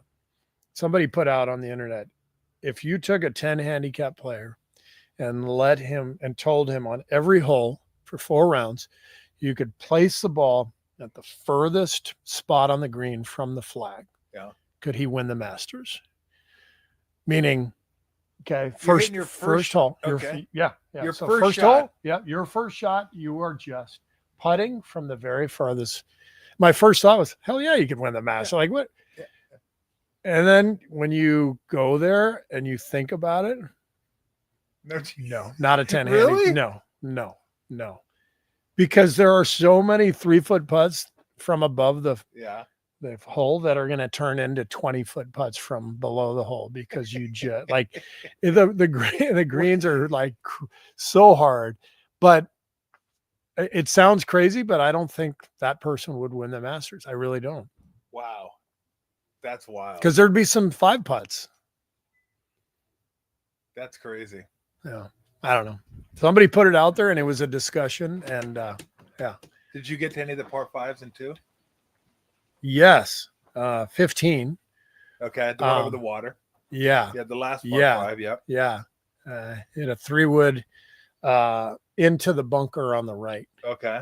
So technically I didn't hit the green, but I got there green side bunker. The hard part for a guy like me or you is that, like, to reach one of those, you got to hit a wood. Like, I mean, Steph was there. He he'd get home to, on one of those par 5s with an iron for sure. He hits it so far. So then, those guys on the tour, like, they're hitting, the sky high, but, my caddy told me, like, you're lucky you hit that trap on 15, because would you have gone over? You just would have gone right over, because it was a 3-wood. It would have gone all the way to the back and into the water near 6. But what a thrill to play that course. I gotta imagine. It's pretty awesome. How tight is it's a par 5 after the par 3? I think it's 10, 11, 12, 13, where it's a dog leg left. Because that one they always get home. It's only like 480, right? Yeah, it's not that long. But you got to shape it. Yeah. To get it there. Yeah. What was that hole like?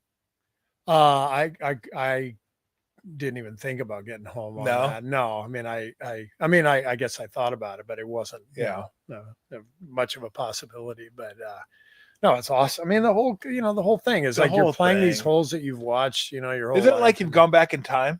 Yeah. That's like $1 for a hot dog. Yeah. And, this and that.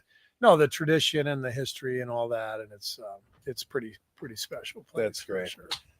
Stevie, thank you very much. That was awesome. I appreciate it. Yeah, that was a good time. Next time we'll all go through. I see your scar on your right knee. We're gonna go through our scars. I'll show the one on my chest, and I got a bunch of my arms. We could do like a scar. Our viewers would be fascinated. They probably wouldn't. Be like that scene from Jaws, like this one came from the Great White, and then the guy looks at he looks at his appendix. Quinn. Yeah, Richard Dreyfuss and Quinn.